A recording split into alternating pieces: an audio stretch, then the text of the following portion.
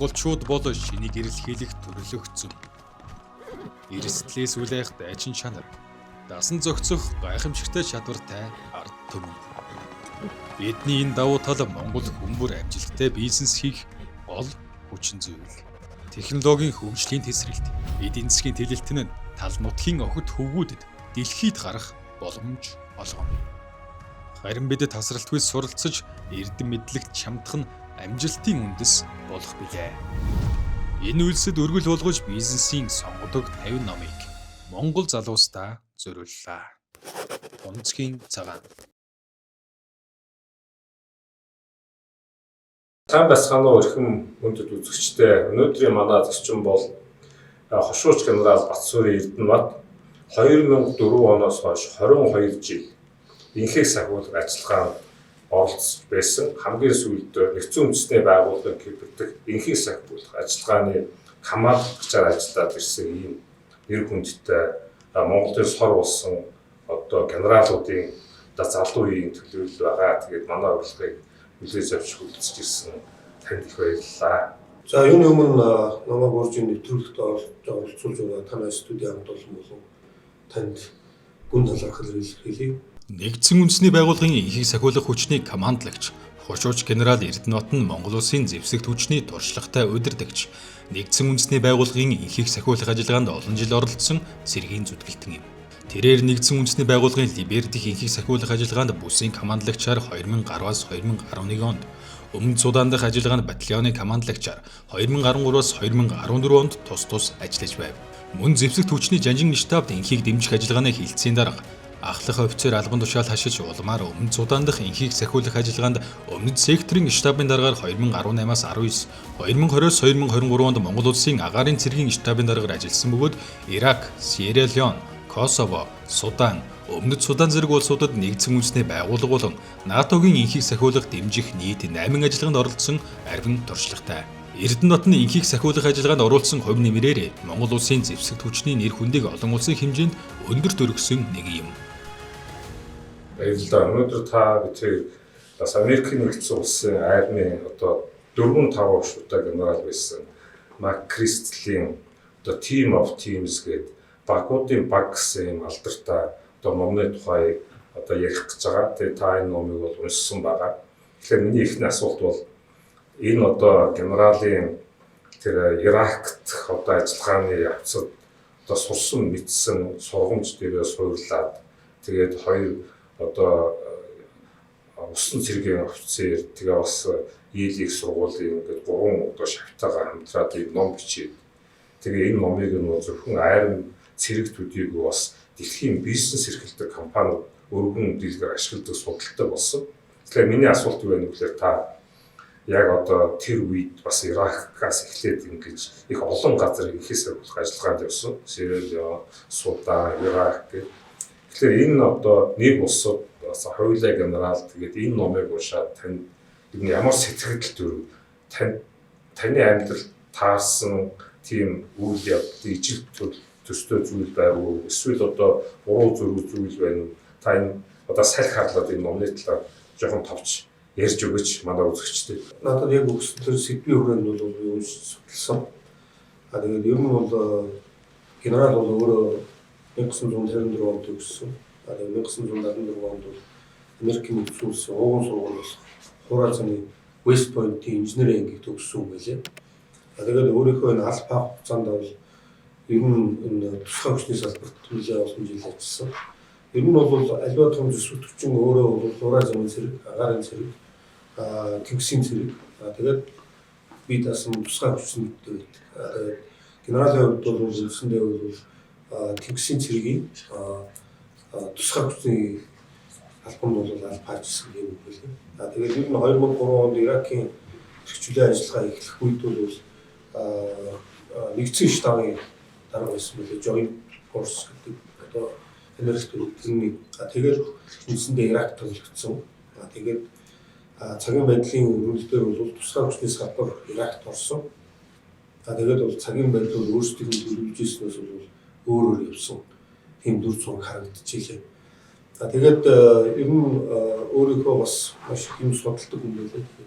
Тэр 1805 онд Англи, Франц, Испани болсон усан флотын байна одоо давуу хүчний эсрэг өөрөө хохирол амсахгүй хэрхэн яаж давах вэ гэдэг тэр одоо байлдааны ажиллагааг судлаад ер нь бол давуу хүчний эсрэг яаж баг хүчээр амжилт олох уу гэдэг тэр онолыг бол өөрөө ойлгосон байна. Тэгээд тэрэн дээр харж байхад бол тэр Новишл гэсэн тэр усан флотын дараа бол өөрийнхөө аханд бол онгоцны аханд бол бидээс шийдвэр гаргах тэр боломжийг бол олгосон байна.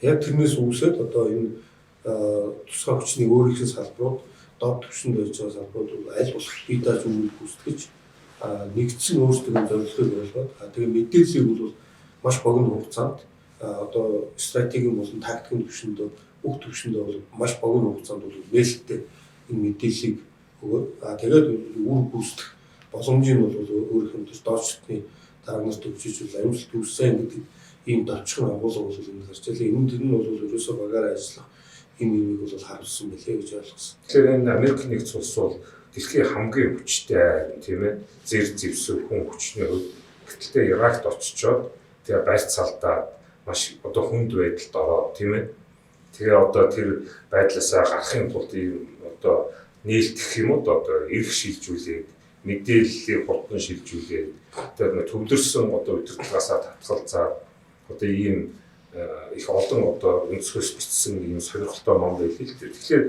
та ингээл 2004 онд ингээ Иракт очиж исэн гэдэг. Тэгэхээр тэр үед ер нь тэр чинь миний мэдэх юм бол баг нэмэх 40 гарч халдаг тийм улс. Тэгээ тэр үед одоо ямар байсан та бас ажиллагаа хариуцж яг очиж исэн тийм ээ.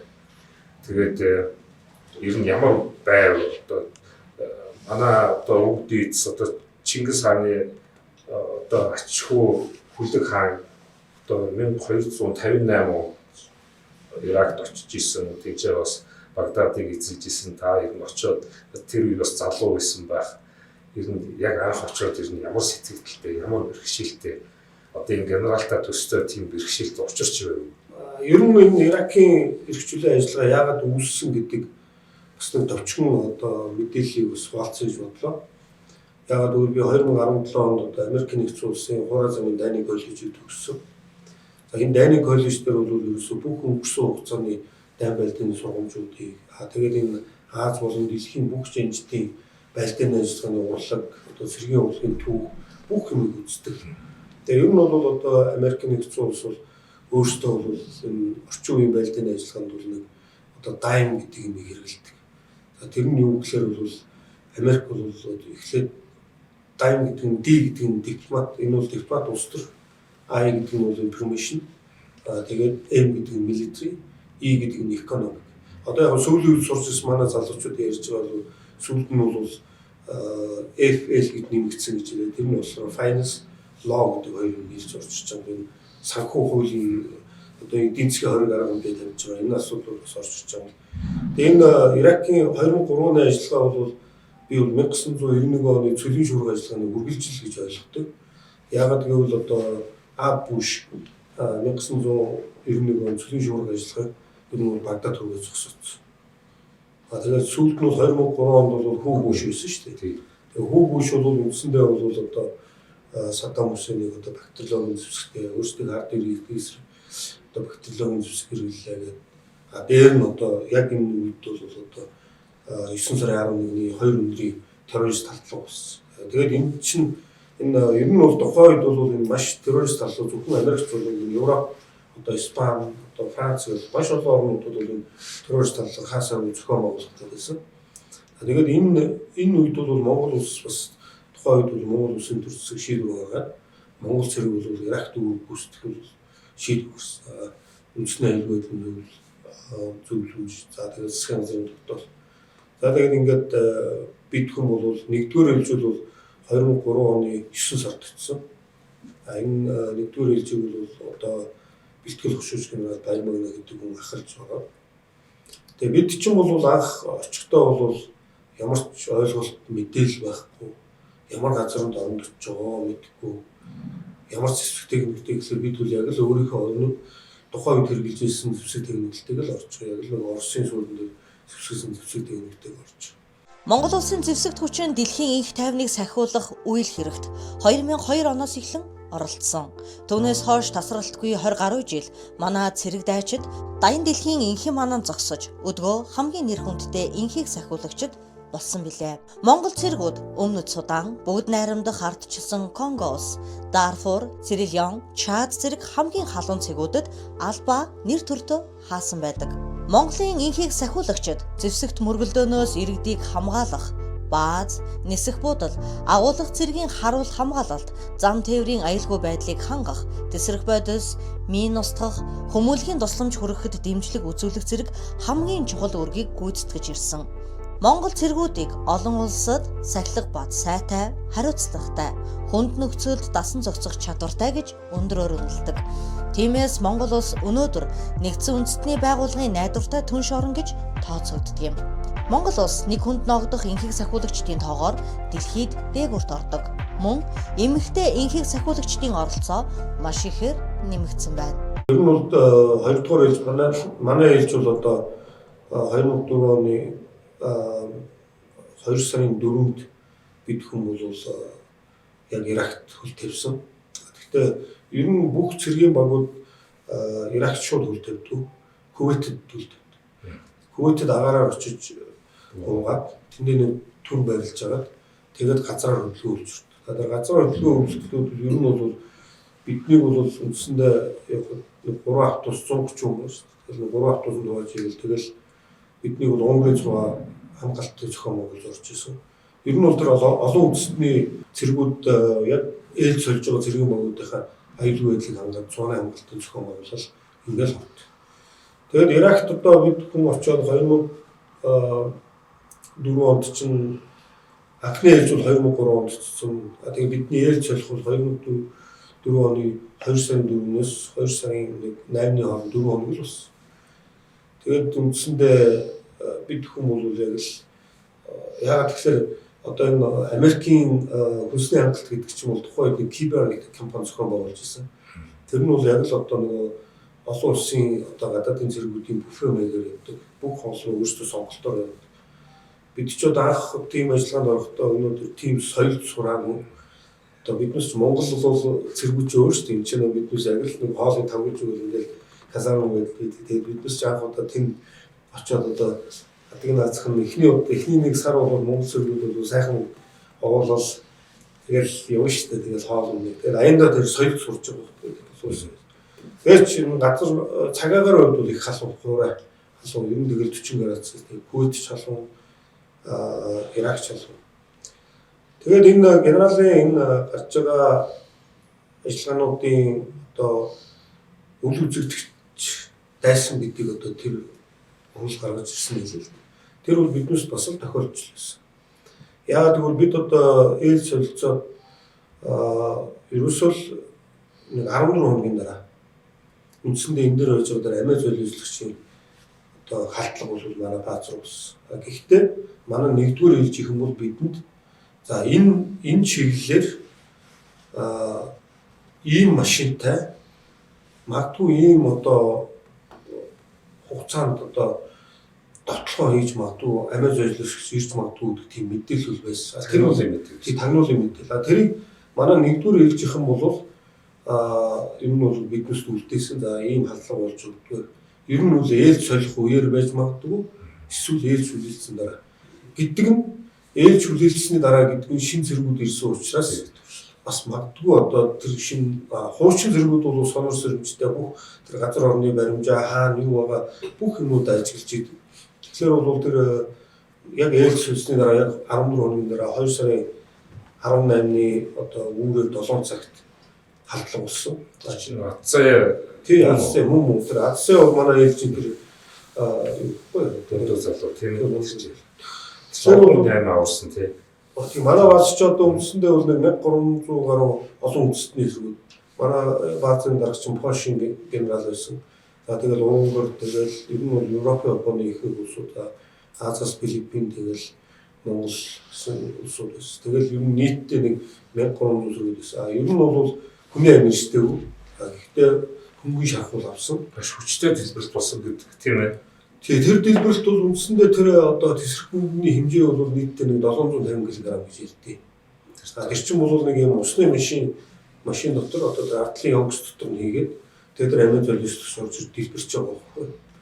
Тэгээд энэ дээр бас одоо энэ өдөртөх даргын шийдвэр гэж байдаг. Одоо манай багийн цагчаар юусэн барьсан генерал гэж байгаа байдаг.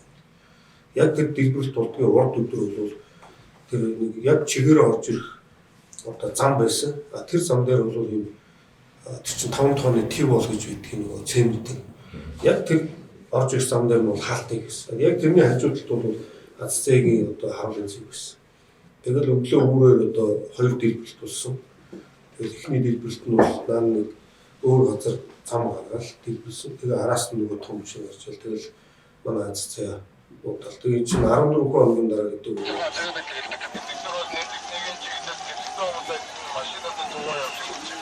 Горчодуудаа чимэрч бич байна.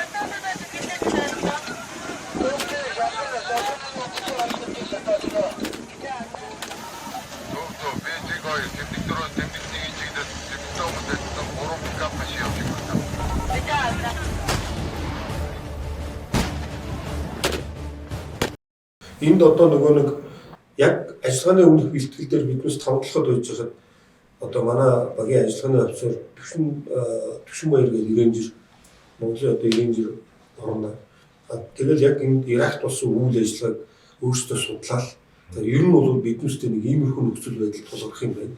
Бидний эсрэг ийм байж магадгүй гэдэг буудлагын дасгал бол маш их хийлгсэн зэргүүдээр. Тэр буудлагын дасгал бол үндсэндээ бол яг тухайн үед бол хэрэг болж. Дээр нь одоо Баярсан генерал бол өөрөө бол маш их юм судалдаг манай багийн зөвч. Тэгээ шөнийн 3 цаг хүртэл уддгүй бүх харуулын зэгүүд дээр зэргүүдийг тойрч өгдөг. Шөнийн 3 цаг хүртэл. Тэгээ ер нь тэгэл яг нэг дайм бүхий байдал байж зэргийн албаагчдын сэтгэл зүй маш их өөрчлөгдөн. Тэгээ энэ зэргийн албаагчдын сэтгэл зүй өөрчлөгдсөн нөхцөлд бол дараанд ажиллагааны амжилт болно гэдэг бол бас их төвтэй. Тэгээ яг энэ нөхцөлд бол бас тэр нөгөө үзэгдэхгүй харагдахгүй маш хурдан зохион байгуулалт. Тэр одоо Ал-Каидагийн Заркави гэдэг террористийн толгойгч байж одоо Саддам Хусейн тэр нөгөө хэний Осама бин Ладны одоо яг Иракт гэтэл бол яг 2003 онд ажиллагаа эхлэхэд 3 сард Америкт ажиллагаа эхлүүлсэн шүү дээ. 2003 оны 3 сард эхний одоо зэргийн төлөвлөгөө эхлэв. Тэгээ ингээд явж байдлаа үндсэндээ бол баг нэг жилийн дараа гэхэд нөгөө тэр террорист бүлгүүд бол маш нарийн зохион байгуулалтанд ороод тэгэл ерөөсөө энэ бүх олон үндэстний бааз руу халдлахыг эсвэл цооны хамгаалтанд одоо тесрэх бөмбөг тавих эсвэл одоо зарим одоо жижиг бүлэг рүү бол одоо нөгөө оттолт хийх ийм зүйлүүдийг бол хийжсэн. Тэгээд генерал бол өөрөө орж харсан байлээ. Тэр нөгөө эсрэг тал бол нарийн зохион байгуулалтанд орчиж байгаа. Тэр чинь нэг толгойлогчгийн устцахлаар өөр толгойлогч нар энэ тийм аянд өгөөсөд исэн. Босоо тогтолцоогүй тэр Заркави гэж тэр Ал-Каидагийн одоо төлөөлөгч Осама бин Ладны одоо төлөөлөгч. Тэгээд энэ генерал яасан бэ гэхлээр тийм одоо төвлөрсөн байдлаар биш яг адилхан тийм яг адилхан тухайн үед шийдвэр гаргадаг тийм ирэх болгосон гэдг нь бас саяны тэр Азаях тэр харагдчихл байгаа юм да. Тэр хүн чинь ингээд одоо тэр Амазон өсөж ирж байхад харчаад асуугаагүй шууд гал нээсэн. Хэрвээ асуужсэн бол цаг алдах байсан. Тэр бас тийм эрхтэй байсан эрхтэй байж ижил тийм одоо баатарладаг одоо зорим нэг тийм алхам хийж байгаа шүү дээ тийм ээ. Тэгэхээр бас тэр энэ номтой бас дүүж юм тийм ээ. Даргаас агаал нэх гэж асуухгүй байгаа. Энэ дээр бас нэг юм аюу том юм биднээс бас ойлгох хэрэгтэй. Ер нь ямар ч цэргийн ажиллагаа энэ олон үндэстний ажиллагаа нэгдсэн үндэсний байгууллагын ажиллагаа ороход одоо энэ англиар бичсэн rule of engagement гэдэг хүч хэрэглэх дүрм баггүй. Тэгэхээр бол энэ Иракийн ажиллагаа бол хүч хэрэглэх дүрм бол шууд буудах эрхийг бол хүчиж байгаа байхгүй. Тэгэхээр бол одоо АЦЦ буудсан. АЦЦ-гийн нөгөө талын харуулын зэг дээр бас манай Самбуу Яндан гэж залуу байсан шүү дээ. Самбуу Яндан бол өөрөө бол хөлийн цэргийн одоо хөлийн цэрэгт алба хаацсан. Одоо тэр тухайн төвгүүд тайрад тугаачуудаа бас тулж явсан. Малын улгаатай яаж байсан буундуу сонссон бас жочроо гарсан залуу байсан. Тэгэхээр манай хоёр залуу хоёулаа буудсан. Тэгээд бол Азийн бол тэр яг байгаа бол устгасан. Террорист талд. Тэгээ таны дөрөвний тэр хэлж байгаа тэр нөгөө нэг даргын шийдвэрийг хүлээхгүй шууд одоо буудна гэдэг бол Азийн аюулгүй гэдгийг мэдсэн. Тэгээ газар орон дээр өөрөө шууд шийдвэр гаргаад тэр өндөр буудчих. Хэрэв буудаагүй эргэлзсэн бол ямар том хохирол ирэх байсан бөө. Тэр яг тэдний дараахан би бас албаачлаар Америкийн нэгдсэн улсын нөгөө хэдийн бомбоор орсон нөгөө хилийн офицер миний гадаад паспорт авч Монгол гээд тэр яг тэр Азайгийн тухай яриад манай одоо холбоотон гээд их гоё сэтгэл төрж ирсэн л дээ манай ихээс ахиулагчид армийнхан тэр Америкийн зүгээр тэр нөгөө хилийн бомб дээр байгаа нөгөө үр гүйцэтгэж байгаа хүн хүртэл яг мэдчихсэн л дээ. Тэгэхээр та нар үнэхээр гавьяата үнэхээр одоо Монгол зэрэг дэлхийн зэрэг байж байгаа одоо алга болцсон тийм ээ. Буцаж сэргээд ингэ дэлхийн зэрэг болоход бол хамаг үсрийг их байгаа л да. Миний одоо мэдж байгаа Баяр Магна, Баяр сайхан за тэгэл Монгол генерал байгаа. Цохоор генерал байна, Баатар генерал байна, Гаслан генерал байна. Одоо манай Гаслан генерал одоо яг өнөөдрийн байдлаар бол Төв Африкийн бүгд найрамд тусд бол яг сектор гамлагч үүсдэг. Даваа генерал, тэгээ Тогоо генерал гэдэг миний нүдэнд бол бас их Лачин Жава генерал, Сүхбаат генерал гэдэг бас л Монголын түрүүний таны нөгөө хэлдэг тэр түүхийн гэдэг тал дээр нөгөө Хөлөгүй хаан гэдэг бас нэг яг ингээд болсон бодит байдлыг хэлэхэд тийм яг одоо биднес ч юм бол Иракийн тэр Бабилон гэдэг яг түүхийн хот яг тэр тойр дээр нь биднес бол өөрсдөө бас очиж тэр Бабилон дээр болохоор манай нөгөө хүчний штаб секторын одоо чинь нөгөө Польшууд тэр секторыг өдөрч ирсэн байхгүй. Тэгээд бид заримдаа бас нөгөө ээлжээр тэр Бабилон дээр очих цооны хамгаалтаар очиж заримдаа тэр нэг ус үзчих үзээ явах нь ер нь дурсгалт газрын үздэг байхгүй. Тэгсэн тэнд нэг арслангийн толгойг барсан байдаг байхгүй. Тэгээ нөгөө хэлмэрчнээс нь биднээс ингэж яаж байгаа. Энэ яагаад ингэж толгой байхгүй болсон бэ гэсэн чинь.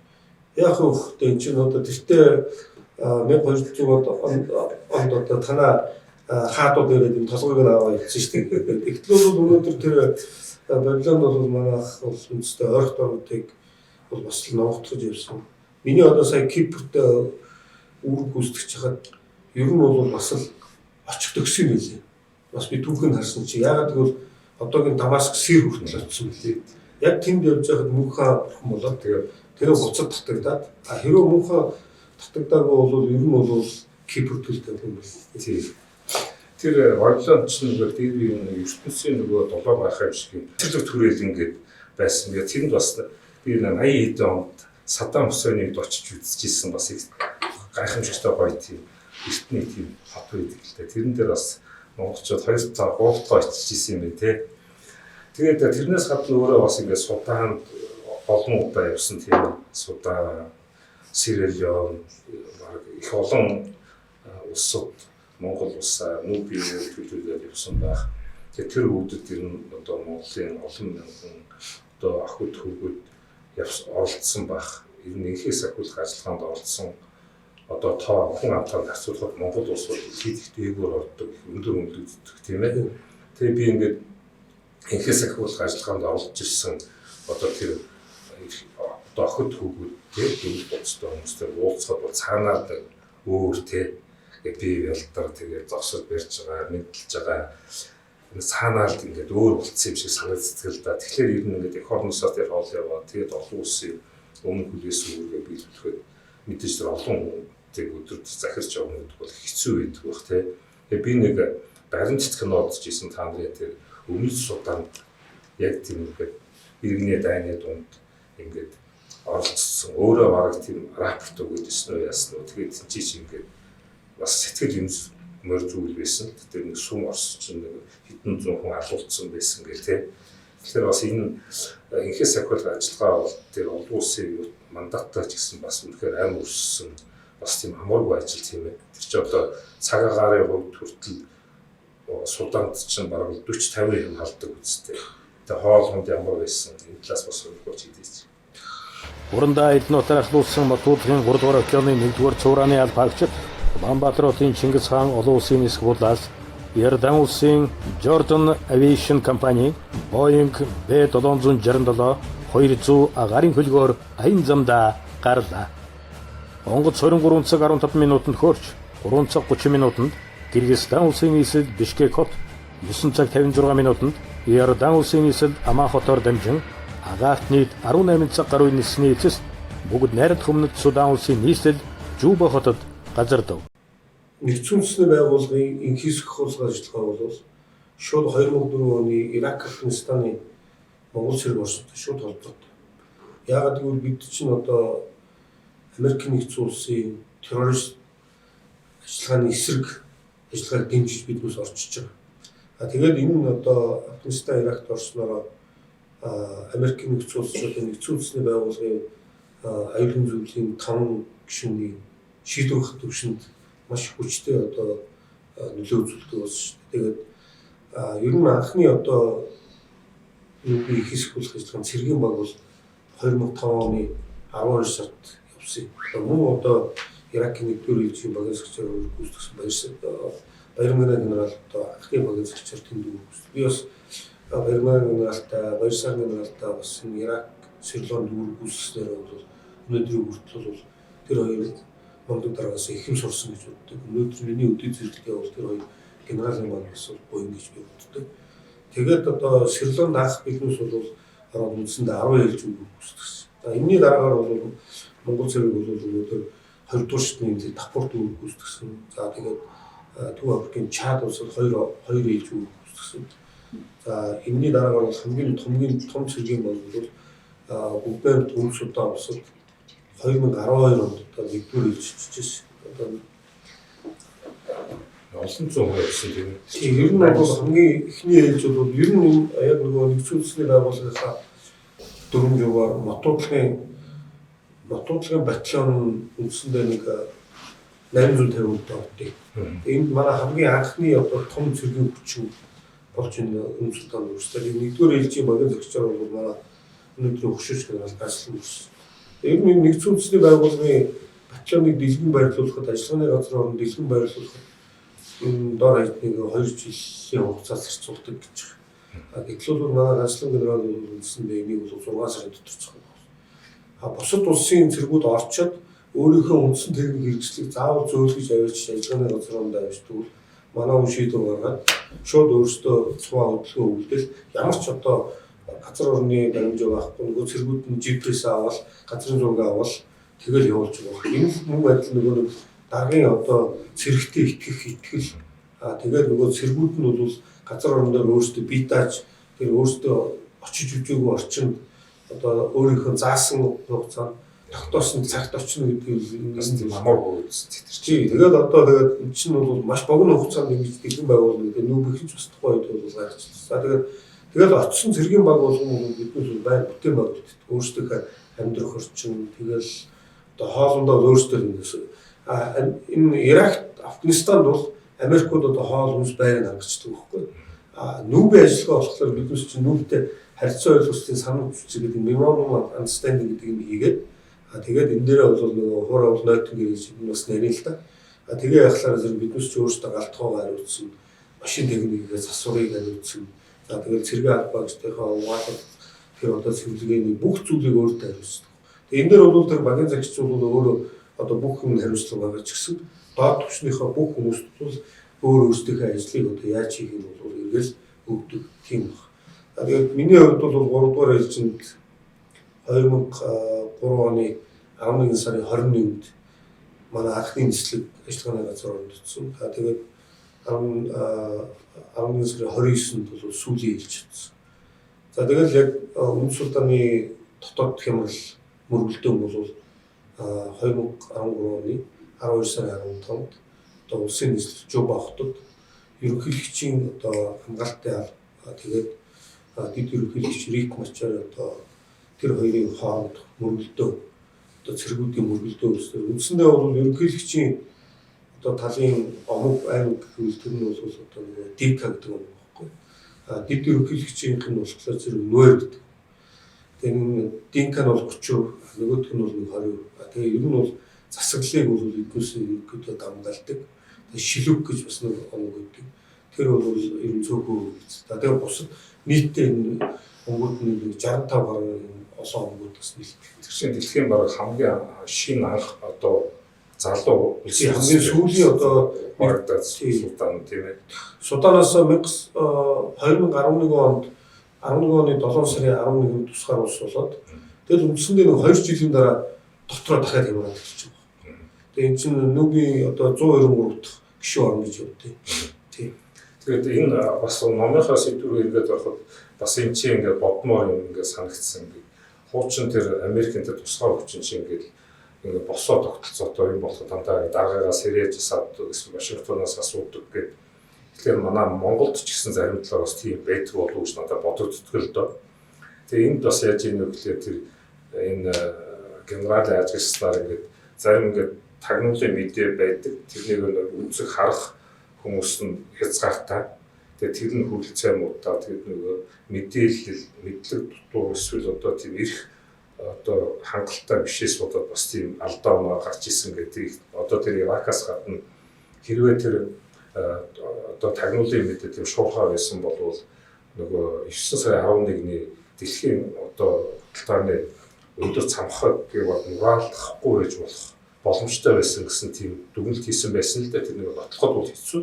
Нэгдсэн үндэсний байгууллагын инхийг сахиулагч гэдэг нь зэвсэгт мөргөлдөөн болсон, эсвэл дууссан бүс нутагт инх тайвныг хадгалах, мөргөлдөөн дахин гарахаас сэргийлэх, иргэдийг хамгаалах зорилгоор илгээгддэг цэрэг, цагдаа, иргэний ажилтнууд юм. Тэднийг цэнхэр дуулалтнууд гэж нэрлэдэг. Нэгдсэн үндэсний байгууллага өөрийн айрамгүй харин гишүүн орнууд, цэрэг, техник илгээж инхийг сахиулах айрамыг бүрдүүлдэг. Тэдний гол үүрэг бол галзагсоох, хилэлцээрийг хянах, иргэдийг хамгаалах, хүмүүнлэгийн тусламж үзүүлэх, тус нутгийн инх тайвныг докторжуулахад туслах юм. Дэлхийд даяар 120 гаруй улс инхийг сахиулах ажиллагаанд оролцдог. Одоогоор ойролцоогоор 70,000 орчим цэрэг цагдаа бүгд найрамдах ардчилсан Конго улс, Өмнөд Судан, Төв Африкийн бүгд найрамдах улс Мали, Ливан, Голландын өндөрлөг, Кипр, Баруун Сахарт инхийг сахиулж байна. Тэгэхээр энэс ингээ харахад бас ингээ орчин цагт ингээ бүхний мэддэг хүн байхгүй, хиймэл оюун ухаан гарцсан, мэдээллийн технологи хөгжсөн. Тэгэхээр энэ бас нугнаас санаа аваад Монголд ч гэсэн ингээд шийдвэр гаргадаг. Мэдлэг мэдээлэлтэй тэгээд нэг децентрализацаас гээд эрхийн юм ингэж олохгүй юм бол бас Монгол улсад бас их хэрэгтэй юм болов гэсэн надад тийм бодол байсан л да. Одоо ингээд ийм өргөн удам газар нутагтаа хүн авцөөтэй тэгээд би ямар утгаар хийж байгаа юм гэхээр нөгөө эх орноо, улс орноо, хилцэцгаараа бас хамгаалахад одоо энэ Иракийн тэгээд одоогийн болж байгаа одоо ингээд Иран, Украин энэ бүгдээс сургамж авахд бас энэ номны ач холбогдол хуучраагүй байгаа юм шиг санагдсан л да. Тэр талаар та одоо юу гэж бодож байна вэ? Бага ерөнхий асуулт асуучлаа. Тэгээ ер нь бол бас энэ ном дээр ингээ харж байхад үндсэндээ бол нэгдүгürt бол итгэл гэсэн. Итгэл гэдэг нь бол өөрийнхөө одоо зэрэгтэй итгэх, өөрийнхөө шийдвэрт тийм дарахтай итгэх тийм ээ. Би одоо Судан дээр жишээ аваад ингээ явах чинь бидний 1 2 3 дугаар хэлж байхад бол үндсэндээ манай хотуудлын 3 салбар 3 ороотод тусдаа байрладаг. Тэр чинь 100 гаруй хүнтэй. Тэгээд одоо нэг салаа бас тусдаа ингээд 4 тусдаа байрлалсан. Тэгээд ийм нөхцөлд одоо зөвхөн одоо төвөөс удирдаад багийн зөвчд одоо тэр батлын зөвчд шийдвэр гаргаад тухайн тэр газар орны үйл ажиллагаа бол тоглолтно. Тийм учраас бол тухайн тэр газар дээр үйл гүйцэтгэж байгаа тэр ороотын зөвчдөө бол яг тэр нэг итгэлийг өгч байгаа. Тэр одоо шийдвэр гаргах одоо эрхийн бол тэнд өгч байгаа. Чи өөрөө надад шийдвэр гаргах. Тэгээ би энэ дээр одоо нэг жишээ хэлэхэд яг тухайд одоо Жанжистанаар болсон Бямжиг генерал бол яг ингээд нөхцөл байдал өөрчлөгдөөл цагийн байдлыг өрнүүлэх нь Бямжиг генерал нэг илтгэсэн.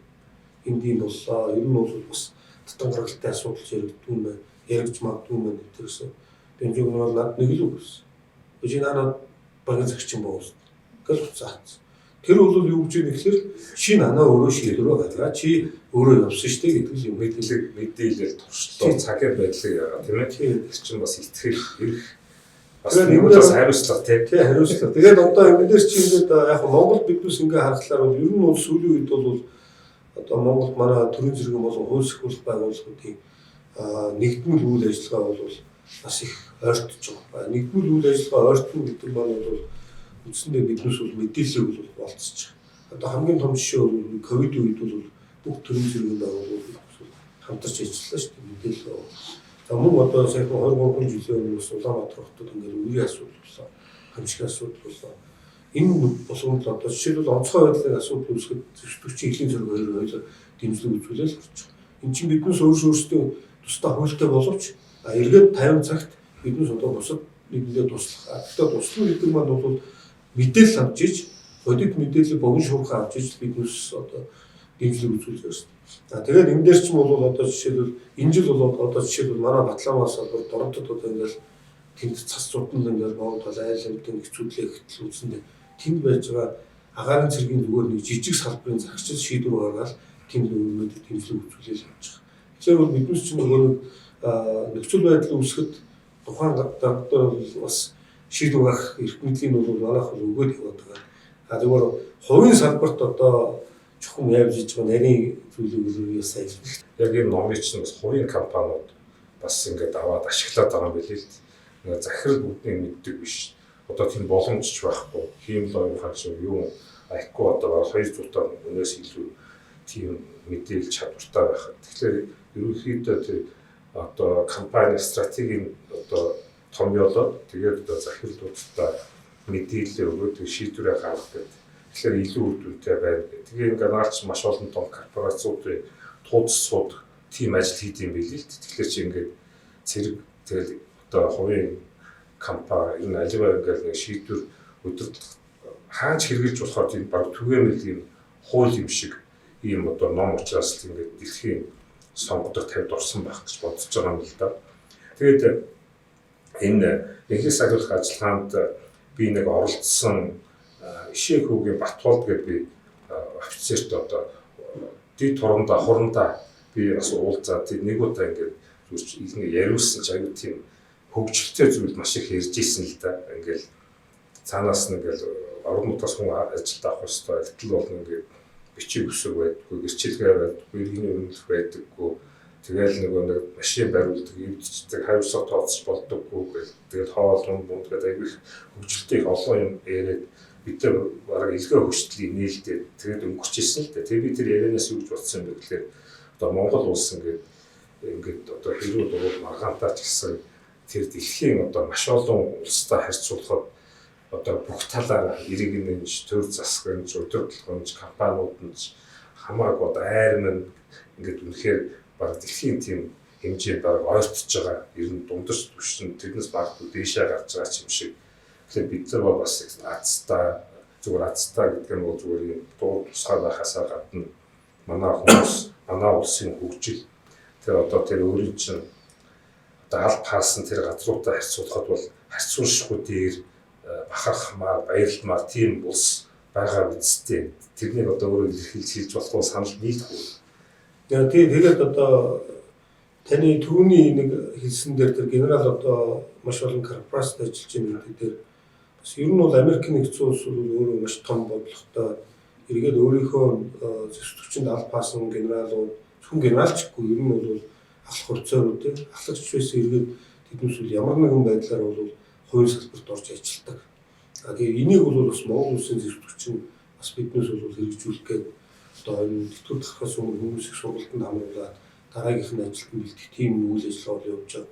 Тэгээд Америкч нь зөвхөн одоо энэ хувийн компаниуд биш маш олон судалгааны институтууд, think tank-ууд бас энэ хүмүүсийг ашигладаг тийм ба. Тийм учраас бол энэ генералын одоо энэ гаргасан энэ хүмүүсийг өөрсдийнх нь олон жил сурсан. Ер нь энэ хүн чинь эргээд нөгөө хүнтэй харьцаж байгаа, хүн удирдах байгаа. Тэгээ шийдвэр гаргаж байгаа учраас бол ямар ч одоо компани, ямар ч одоо төвчний засаглалын төвшөнд очиход энэ хүмүүс бол ингээд зөвлөд явах тийм боломжтой гэдгийг бол Америкийн зөвлөгч өөрөө ингээд харуулад явдаг юм байна. Таны сая асуултан дээр бол ер нь бол би бас түүхээр биднээс их эргэж харах хэрэгтэй. Ер нь гэхдээ 90 оноос өмнө ч одоо бид хүн чинь бас түүх маань бол бас тодорхой хэмжээгээр нэг талдаа ингээд явцсан. Би ч одоо хуучин 90 онд одоо 92 онд 10 төгсөөд цэргийн сургуульд орж исэн тийм. Одоо бүгд найрамдах Монгол ард улсын түүх. Зарим манай түүх маань одоо манай түүх судлаачид бол маш олон бидний мэддэггүй түүхүүдийг гаргаж ирж байгаа юм. Гэтэл энэ түүхээр бол биднээс тэр багах хэрэгтэй. Тэгээд ер нь ч одоо тэгээд агуу эзэн Чингис хааны маань бол дэлхийн нийтэд мэдхгүй хүн байх. Хаач очсон ер нь бол Чингис хаан л. Америкийн коллеж сурч Чингис хааны дайны урлагийг судалдаг. Зөвхөн дайны урлагаас гадна тэр хүний удирдахын ухаан юу байсан бэ? Тэр удирдагч манлайлагч гэж хэн байсан бэ гэдэг юмыг бол маш их судалдаг.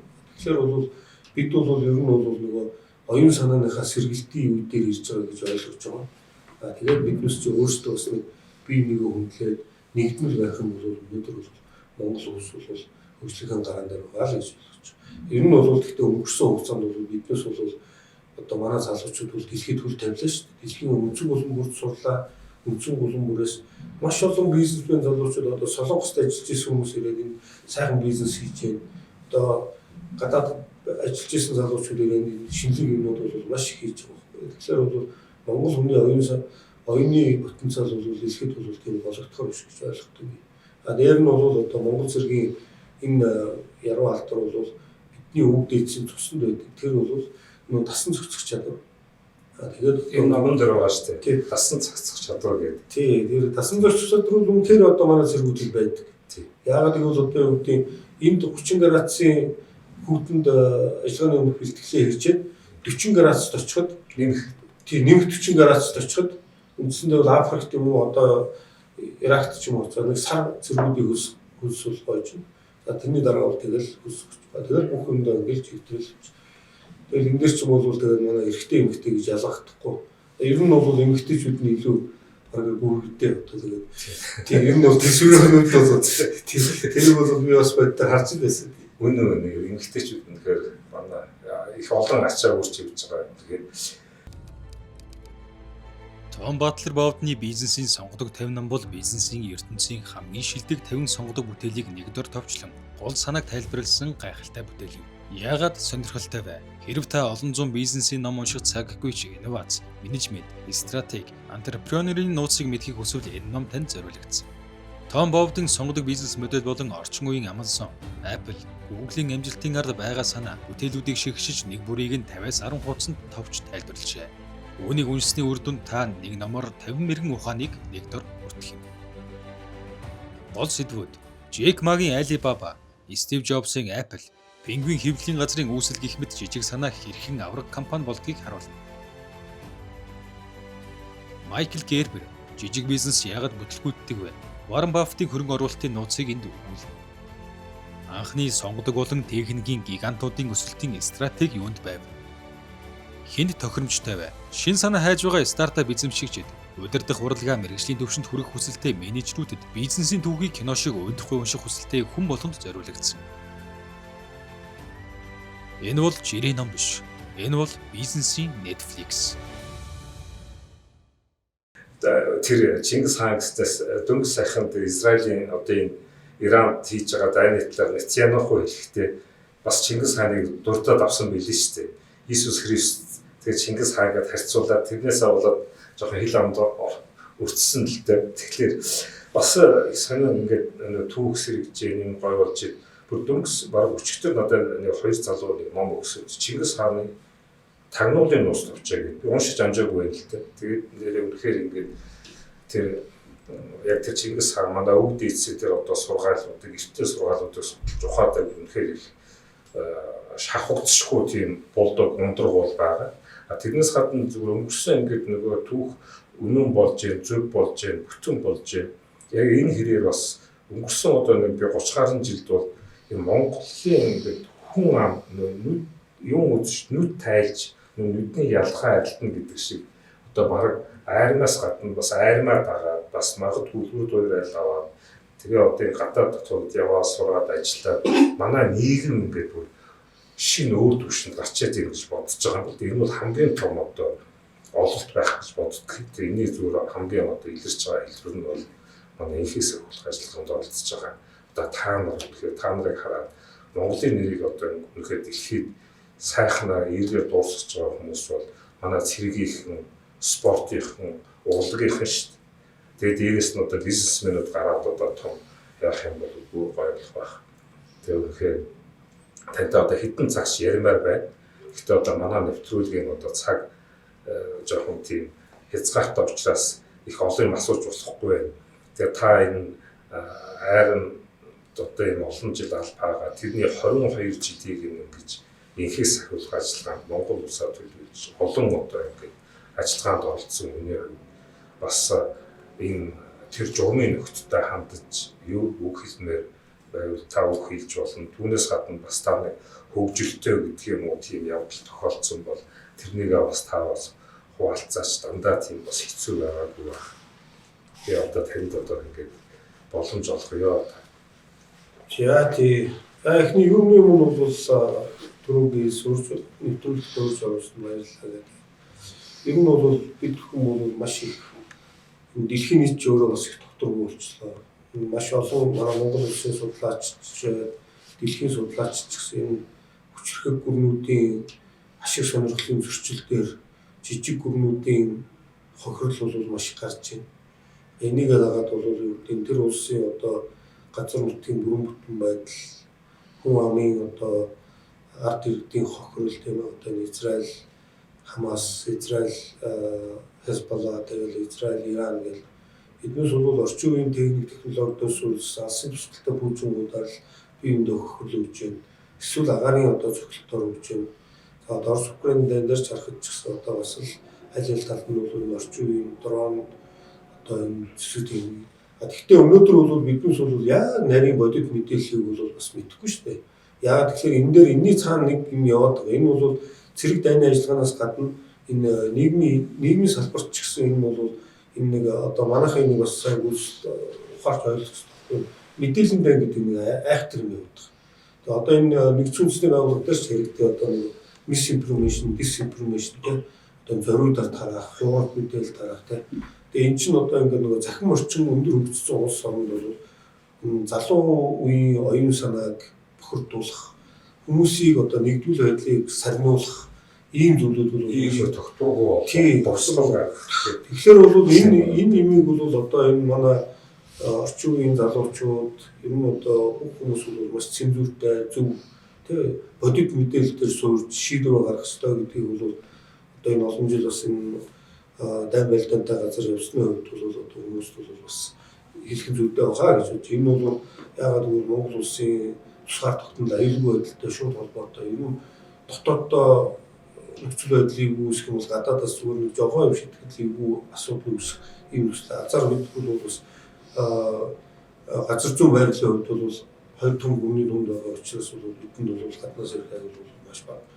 Тэгтээ бол биднээс бол энэ мэдээллийн аюул гэдэг юм дээр бол маш цензуртай тэг бие биенийг зөв ойлгож хандахгүй бол энэ бол бас зүгээр бидний бол дотроос зүгээр хэмжээд авах аюултай зэвсэг болчиход байна. Өнөөдөр бол зөвхөн энэ бол Монголд биш ерөөсөө дэлхийн нийтээр ийм болчиход байгаа. Тэгэхээр бол энэ дээр биднээс бол маш анхааралтай хандах ёстой гэдгийг хэлмээр. За таны хоёр дахь асуулт төр хөгжилтэй зүйл гэдэг дээр 2007 онд бид Косово явсан. Тэгээд одоо манай ахлагчийн коллеж гэж байдаг. Тэр одоо дөнгөж 2006 онд төгссөн манай хөдөөний одоо сумын хөгжтэй тэр залуу. Тэгээд ир чинь одоо сумаас аймагт ирчих. Аймагаас Улаанбаатар хотод ирчих. Энэ ч юм бол нөгөө нэг хүний одоо нэг орчныг харах. Би ч гэсэн одоо хөдөө сурч байгаа хотод орж ирэл Улаанбаатар хот суугаад автобусан суугаад явхад бол бас төөрчхий гэдэг айгаал ингээл имэгээл явж л байсан. Гэтэл одоо манай тэр залуу чинь тэгж явж байгаа. Тэгээд биднээс чинь Косовогийн өмнө Бельгикт очдөг байхгүй юу? Бельгикт ажиллагааны өмнөх сургалтыг 2 сар хийдэг. Тэгээ яг нөгөө Бельгийн цэргийн бааз дээр хоолнд ордог. Яг л нөгөө гадаадын цэргүүчийг адилхан нөгөө бүхэ маягаар хоолдог. Тэгээ ингээд юу ачаад байж биднээс Косовод ирчээд тэгээ байлжсэн юм. Манайхын 4 салаатай 2 эмэгтэй салаан дараа 2 эрэгтэй салаа. Тэгээ би нэг салаан дараа. Тэгээ нэг 5 дахь өдөр хаяа нөгөө офицеруудын клубын хаяа цугулж нэг конференц байгаад эднийг ч юм уу чөлөөд өөрсдөө PR өдрөө уухан чөлөөд. Тэгээ нэг юм яриа байжсэн чинь нэг эмэгтэй дийдээ. Өш эднээс нэг юм асуув гэдэг. Яасан гэсэн чинь. Гэхдээ танаа монголчууд юу яадаг юм нөгөө энэ десертн дээр энэ амттан энэ тортон дээр кетчуп хийж идэх юм. Тэр би яасан гэдгсэн чинь биднес бэлэгтэйсэн чинь танаа нэг цэрэг ингээ торт авснаа дээр кетчуп тавиад идсэн штэ гэж бодсон. Тэгээ би одоо тэр залуу маань сүүлд надад авч ирсэн тэгсэн зайлаа. Тэг ингээд дараа би нэг сонирн болоод байна л гэдэг. Яасан бэ гэсэн чинь би нэг зүудлээд байгаа юм шиг гэдэггүй. Чи яагаад тэгээд байгаа гэсэн чинь би мэдэхгүй байна гэсэн.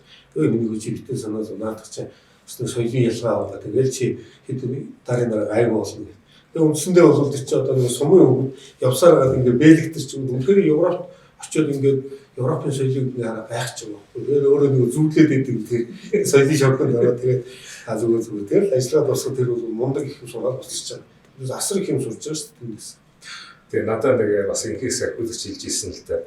Ингээ анх очихлоо ингээ Монгол цэргүүд яг тэ хувцс юмар нэг жоохон нэг даруухан доо одоо юу хийндээ тэг тэгж очдөг. Гадныхаа ингээл баахан ялгаар хувцастай яадаг. Тэгэл сарын дараа Монгол цэргүүд ингээл өнгө ороод нөгөө цэргүүд чинь хурны гал хилдэг гэл. Тэр бол энэ үнэн биз. Үнэн. Одоо энэ Афганд одоо Станкн гэдэг тэмцээн зохиодог. Суданоос зохиодог. За тэгээ янз бүрийн одоо тэмцээн уралдаан зохиоход Монгол цэргүүд бол ерөөсөө л магнат. Тэр юу гэхээр тухайн байгаль орчиндөө тасан зохицож байна. Тэгээд нөгөө бусад цэргээс ялгарч. Тэгээд заримдаа бол тэр Ирак тэмдэр харж байхад үнэхээр сэтгэл зүйн хувьд гачин болц амир цэргүүд зөндөл хуцаач байгаа юм. Тэр чинь бол бас л сэтгэл зүйн хувьд доош орсон. Тэгэхээр бол Монгол цэрэг болж байгаа бол Монгол цэргийг бол ажилтаа яг л үүрэгтэй тэгэл завгүй ойлгож манайхулж юм байгаа л. Тэгсэн чинь тэр нөгөө Батболдыг таних уу тэр ишээ Батболд гэдэг тий. Тэгсэн чинь нэг удаа ингэсэн гинэ би ингээл хөгжилтийн ярьсан чинь хилийн нөгөө постэр гаргах чинь ингээл нөгөө гадныхаа ингээл янз бүрээр гард юм байна л да. Тэгээ нэг удаа байсан чинь багт цуу хийгээдсэн гинэ. Тоо дөрөн цуу хийгээд нахас яах гэж байгаа юм бэ гэсэн чинь дараа нэг юм бодож байгаа гэж тэгсэн гинэ гайхаад. Тэгсэн чинь тэр нөгөө хилийн одоо шалган постэр гаргахад тэр гадаадынхан болохоор нөгөө хилийнхэн дээр мөнгө өгд юм байна л дээ. Тэгэхээр тэр одоо Африкчин дээр мөнгө аваад яах ч юм бэлээ тэр мөнгөөр нь яг дэлгүүр байгаа ч юм уу солих ч юм уу их зовлонтой. А манайхан болохоор очоод тэр харгуулынханд ингээд цуун өгчдөг юм байна л дээ. Цуун хоол өгөө тэгээ одоо юу ч өгдөг чинь. Тэгэхээр ерөөсөн Монгол цэргүүд чинь ерөөсөн ингээд маш хурдан гаргадаг. Тэгээ их бүр найз болчдөг. Тийм одоо аргатай тэр хүмүүсийн хил амын олдог. Тэгээ бүр нэг удаа хаанхыг хичээлээд нөгөө манай урд хуршиг ч юм хаанхыг ч урд хуршиг бишээ нэг улсын бас нэг тийм инхээс ахиулгч нэг хүн олзлогдсон. Тэгээ тэрнийг манайхаа очиж аргалж авч ирж исэн гэл яриад идэв. Тиймэрхүү юм болно үзэж тийм. Тэр ч болно. Аюу эсвэл одоо магадгүй ингээд өөрөөс чиг айхаад нуучдах ч байсан байж магадгүй л дээ доотлыг. Үгүй тэр одоо нэг хүн татан гаргасан гэдэг чинь бол манай ээлжин дээр болсон асуудалтай. Тэр чинь бол дээрээс мөрөг аваад тэр бид татан гаргасан. Яаж гаргасан? Тэр чинь бол нөгөө юу байсан бэхгүй яг нөгөө манай газраас хойш нэг төвлөр нэг хэсгүүд төгөхгүй тэр Оросын нэг төвлөр. Тэн дээр болохоор Оросууд, Украинууд, Кен гэдэг янз бүрийн улсууд ажилладаг. Тэгээд яасан чинь тэр хүмүүс харлан төртөг. Тэгээд дээд хүчний командлаас өглөө нь одоо хүчний командлагч над руу яриад чи энэ буруу надад мэйл бичлээ тэгээд би тэр жоох ингэчихгүй. Тэгээд өдөөс хойш чи яваад авид ирч чадахгүй гэсэн. Та зөвшөөрөх юм бол явууллаа явуулчихгүй. Тэгээ манай хүмүүс чи яг тэр хойдолд нөгөө эсрэг хүчний цэргүүд байсан. Яг тэрний хажуугаар манай хангасан. Ер нь таны хэлж байгаа тэр цөөн байдаг. Гэхдээ ер нь бол манай янз янзын аргатай. За. Цөөнгээс өөр ямар аргагүй. Цөөнгөөс өөр харахгүй цааш нь дагуулж ороод өөр арга үүдэн шүү дээ. Тэр арга нь юу гэхээр тамхилдаг. Тамхилал жоох юм өгөөл тэгэл дараа нь ингээд блок хийж суусч шуугаар авчдаг. Тэр бол ерөөсөө манай хэсгээр л одоо тэр чинь болохгүй нөгөө нэг хоёр талтай хил ам олчиж шүү дээ тийм үү? Дороо бол хоёр талтай хил байхгүй шүү дээ. Одоо би нэг хамгийн инээд ямар банана ямар хил гэлээд ямар хэлээр харилцдаг хэлгүй мөртлөө ойлгоцчдаг гэдэг юм. Ер нь зөвхөн судаанаас хүмүүс болцоо харилцлаа. Зүгээр хамгийн нэг инээдтэй жишээ бол манай одоо нэг офицер байсан л тэр ингээд биднээс дөнгөж нөгөө нэг IDP гэдэг нөгөө дотоодын төгсдөг манай бааз тоглож. Тэр ямар ч хэл байхгүй. Тэгээ за чи юу энийг ингээд зохион байгуулад хамгаалтыг хийгээд. Тэгээ би дараа нь явуулчихгүй. Тэгээ яасан чил манай гээс шүглсэн чил нэг 7-8 залуу гүгээд ирдэг. Тэгсэн чил манай бууныхаа сүмийг ингэснээр газар дээр юм дураа гэл чи гэл ингээд монголоор яриад байгаа байхгүй чи тийшээ гэл. Тэгээд яжсэн чил манай дараа гээс шүглсэн нөгөө гүгээд яваад байсан. Ямар ч англиг ойлгомжтой. Тэгээд одоо бас манай караны механикч байна. Нөгөө судалгааны караны механикээр ажилтдаг нөхөртэй тэр хүнтэй 14 хоног ажиллахад нөгөөтг нь бол ерөөсөө бараг нүдний харцаар тэр дохоогоор бүх юм хийж байгаа. Тэгэхээр монголчууд бол тэр нөгөө body language гэдэг одоо ерөөсөө бүрэн ойлгуулж байгаа. Хэл байхгүй гэсэн ойлгож байна. Тийм үзэндээ өгөө. Тэгээ одоо ямар санд та харах юм бол одоо нөгөө судалгаанд байж байгаа юу ба шүү дээ. Одоо ерөнхий сайдыг одоогийн ерөнхийлөгчийг ерөнхий сайдад айлчилж яхад нөгөө игэл телевизийн жаргалмаа цуг явуулжсэн. Тэгээд чи шоконд ортол Монгол залуучууд юу нөгөө Африк хүмүүс чи монголоор яриад гайхал авсан болж байна. Монгол хэл заацсан. Тийм Монгол хэл заацсан. Тэгээд нүсүү. Тэгээд заримдаа тэгдэг ч доороос нь өчигд юундээ шамраад байгаа юм бэ? Харуулсан зэрэг нөгөөх нь заримдаа харуулсан зэрэг үүр бэлдэг юм. Тэнгүүд нөгөөх нь доороос нарчаад тэгдэг. Чи юундаа шамраад байгаа юм бэ? Тиймэр хүмүүс зөндөө ингэ манай яг цэргүүдээр юм ярих хүмүүс нөгөө хэлгээ өчтөг нэг бид нар тэгээд манайхан ч Монгол хэлээр байсан. Заримд нь бол тэгээд бас буруу зураг зааж өгөн тэгээд мам наашир өдрөдөө заад өгсөж байгаа шүү. Харахгүй ч тэднээс ч одоо жоохон нэг 13 та хүүхдүүд орж ирчихсэн. Одоо тэгээд энэ 2012 оноос хойш өнөөдөр хүртэл 14 жил болчихлоо. Тэгэхээр ч одоо тэр хүүхдүүд 20 гарч байгаа. Тэр Монгол зэрэгтэй байна. Тэр даян дажинтай бас хэцүү. Манайхан ч бас одоо ингээд 200-аад ус юм байна ингээд 100 хамт байна. Тэгээд тэр доор тэр Африкийн тэр даян дажин нэгний даянтай улс орнуудын ард иргэдийг харахад бас өрөвдмөр хэцүү л харагдаж байгаа юм. Ер нь бол Монгол зэрэг өнөөдөр альва ямар ч улс үүрэг гүйцэтгэжээд буйнтахаа дээр буухад бол үнэхээр Монголын сэрүүн салхи тэрийг үнэлээд бүгд одоо бүдэн нулимссан юм биш үү?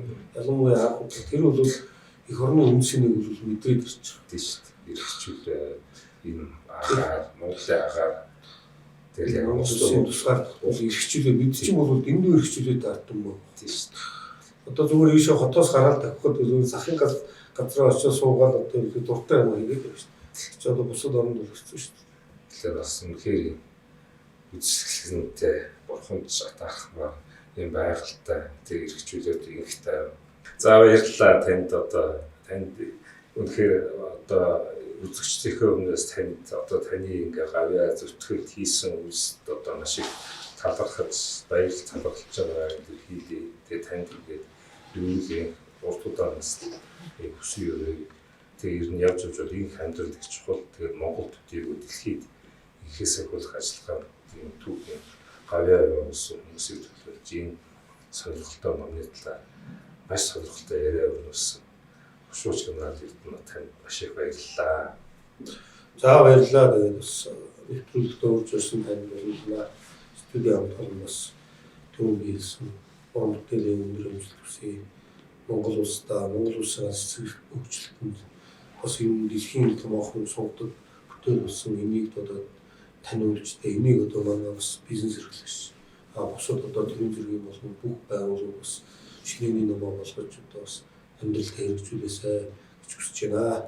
Тэгээд өнөөдрийн бас миний энэ 22 жилийн хэсэг болох ажиллагаанд үүрэг гүйцэтгэсэн гэдэг маань бол дан ганц одоо миний хүчин чармай биш. Энэ бол 2002 оноос хойш нийт одоо 23,000 гаруй хэсэг болгочд бол энэ олон хэсэг болгоч офицер ахлагч эмэгтэйчүүдийн нийт оролцооны бас одоо нэг илрэл гэж би байнга хэлж явдаг.